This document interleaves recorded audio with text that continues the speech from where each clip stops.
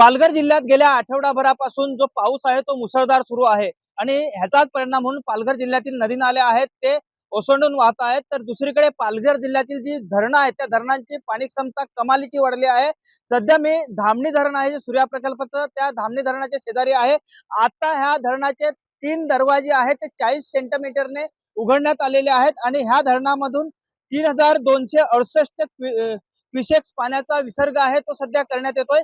एकूणच पाहायला गेलं तर ह्या धरणाच्या खाली कवडास धरण आहेत। ह्या दोन्ही धरणा मिळून सूर्या नदीमध्ये जवळपास 22,000 क्युसेक्स पाण्याचा विसर्ग सध्या करण्यात आलाय। एकूणच पाहायला गेलं तर ह्या सूर्या नदीच्या किनारी जवळपास 65 गावं आहेत आणि ह्या गावांमधील नागरिकांना सतर्क राहण्याचा इशारा आहे तो सध्या प्रशासनाकडून देण्यात आलाय। एकूणच पाहायला गेलं तर हे जे सूर्या प्रकल्पाचं धामणी धरण आहे ह्याची मोठी पाणी क्षमता आहे आणि ह्याच धरणामधून पालघर जिल्ह्यातील प्रमुख शहरांसह वसई विरार महानगरपालिका, त्याचप्रमाणे मीरा भाईंदर महानगरपालिका या महानगरपालिकांना पिण्याच्या पाण्याचा पुरवठा केला जातो। त्यामुळे येथील पालघर जिल्ह्यातील प्रमुख शहरांसह ह्या दोन्ही महानगरपालिकेच्या पिण्याच्या पाण्याचा प्रश्न सध्या सुटला आहे।